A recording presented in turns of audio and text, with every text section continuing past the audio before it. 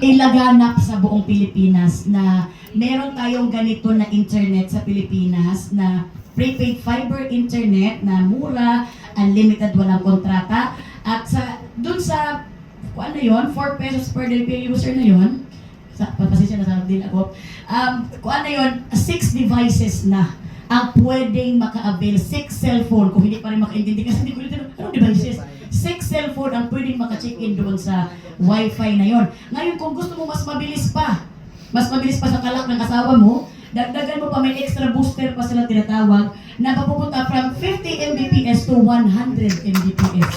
Oh. So, kami ang maglaganap na message na yun sa mga tao sa inyo, kahit siguro maglakad kayo sa pagmakasalubong niyo ko, huy, alam mo, mayroon na tayong kuwan dito, ha? Ano pakialam ko sa'yo? Hindi, makialam ka. Kaya 4 pesos per day per user lang ito. Pag makasalubong nyo kami, asahan nyo na nasasabihin namin kasi kami man nag-endorser nila. So, yun ang talaga sasabihin namin. At sa tulong nyo din, ipalaganap natin ito. Please, own nyo. At that time, napapanood mo na ba sila? Of course. So, kumusta naman? And then, ayun nga, although may nasabi ka na kanina, yung meeting them, dancing with them, ano yung exact feel nun? Sobra ako nagpapasalamat talaga kina Kapding at sa kanang Miss O, sa Sir Doan. Eh, salamat talaga sa inyo.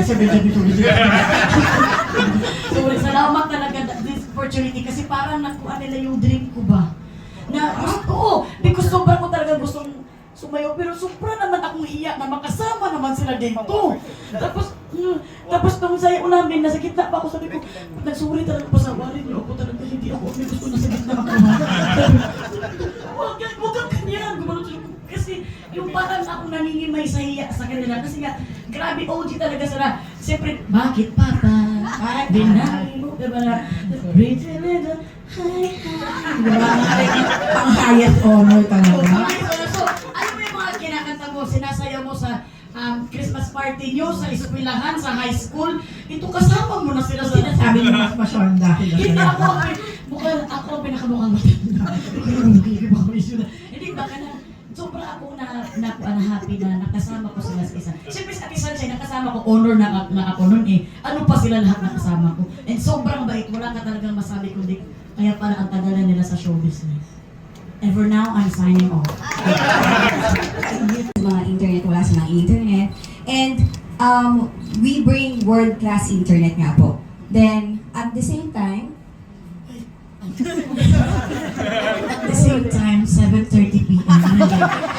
At the same time, yung mga kuan talaga, yung mga tao na yun talaga nasusurprise talaga sila. Yung hindi ko makalimutan pala yung pinuntahan namin sa Cebu. Sa Cebu talaga, grabe yung sobrang saya talaga niya na hindi niya ma-expect niya. Kasi wala silang internet talaga eh. Kung ano lang yung sabi nga ni Kapding, tingi-tingi lang talaga.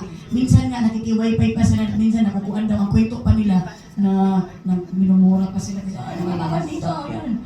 Eh, syempre dito na sila sa mura. Na mura, unlimited, and walang kontrata. At alam niyo ba ito, 4 pesos per day per user. yes. Saan na kayo po yun? Unlimited in 1 day na po yun, per user. Kaya yun po yung kinagandahan sa ating Surf to Sawa. They bring affordable internet data. Kasi dun sa barangay, 3 lang ang bibigyan. So parang saya nila. Pero yung mga nabigyan din ng information dito sa Surf to Sawa na prepaid fiber internet, hala, mura lang pala yan. Kung ayaw ko sa inyo.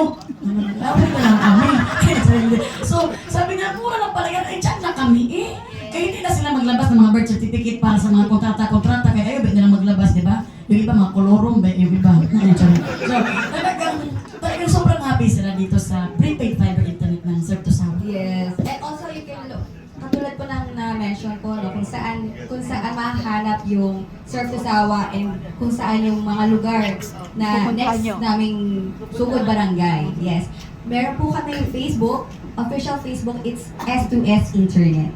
Doon po sa Facebook and also YouTube. May YouTube na meron din po sa YouTube. So, please do follow the official Facebook account of Surf to Sawa, the S2S Internet.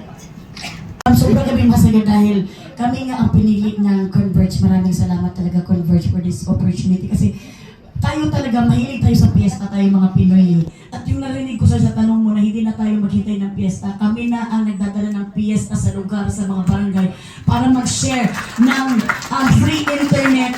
At hindi galing sa amin yun, galing yun sa Surf to Sawa sa Conversion. So grabe ang saya namin na parang feeling namin, kami na rin ang may-ari ng surf na dyan. So parang kami na rin yung nagbibigay. Kasi akala kami pinapasalamatan ng mga tao, maraming salamat, mamili. Hindi sa akin galing yan. So sobrang saya na nakikita mo na share ng Converge namin sa tulong na rin daw namin, thank you, na mabigyan sila ng 1 year free internet. At hindi lang yun ha, pwede bang namunok ko na ng awas?